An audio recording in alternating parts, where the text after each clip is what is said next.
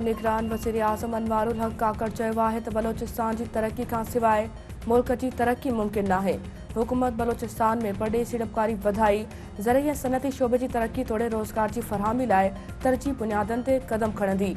हुकूमत बलोचिस्तान जे नौजवाननि खे तरक्की जा हिक जहिड़ा मौक़िया फराहम कंदी।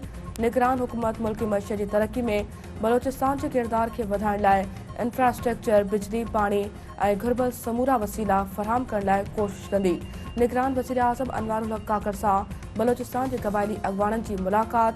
अॻवाननि तरफ़ां अनवारुल हक खे वज़ीर आज़म जो उहिदो संभालण ते मुबारक ऐं नेक ख़्वाहिशुनि जो इज़हार।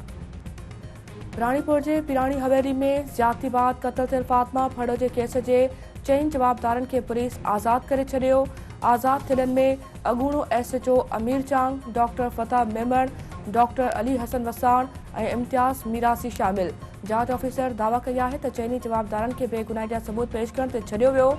जवाबदार पंहिंजी बेगुनाही जा सबूत GSP अब्दुल कुदूस कलवर जी सरबराही में क़ाइम कमेटी में पेश कया। जवाबदार अञा ताईं जांच में शामिल आहिनि, पर खेनि पुलिस तहवील मां आज़ाद कयो वियो आहे। निगरान वज़ीर आज़म अनवारुल हक काकड़ जी सदारत हेठि बिजली जे बिलनि में इज़ाफ़े बाबति इजलास थी रहियो आहे। वाइपेदारनि खे बिजली जे बिलनि में वधि खां वधि रिलीफ ॾियण बाबति सलाह मशवरा कया वेंदा। निगरान वज़ीर आज़म बिजली वारी वज़ारत ऐं बिजली विरछ कंदड़ कंपनियुनि खां ब्रीफिंग वठंदो।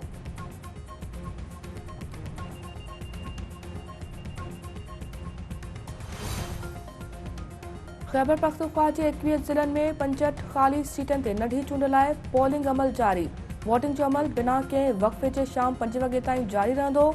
265 पोलिंग स्टेशन्स मां 159 इंतहाई हसास ऐं 84 हसास करार। 3,85,825 वोटर वोट जो हक़ इस्तेमाल कंदा। मेहड़ वेझो सैयद बिरादरी जी ॿिनि धुरियुनि में झेड़ो, हिकु ॼणो क़तल, 2 ज़ख़्मी। झेड़े में गोली लॻण सबबि हाकिम शाह क़तल थी वियो। धुरियुनि में छिकता।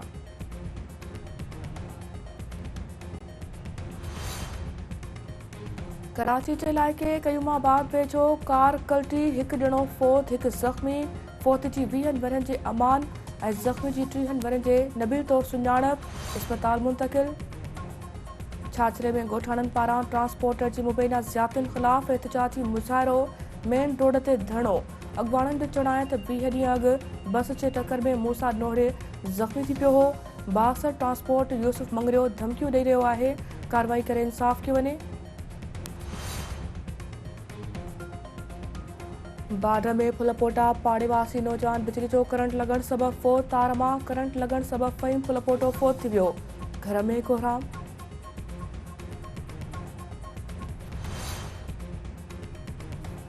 ऐं अमरीकी रियासत मिनीसोटा में रहंदड़ पाकिस्तानी डॉक्टर मोहम्मद मसूद खे दहशतगर्दी जे इल्ज़ाम में 18 साल क़ैद जी सज़ा ॿुधाई वई।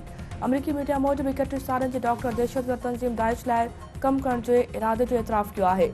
पाकिस्तानी डॉक्टर मिनीसोटा जे हिकु मेडिकल कंपनी में कमु करे रहियो, खेसि मार्च 2020 में मैरीपोल्स एयरपोर्ट तां गिरफ़्तार कयो वियो हो।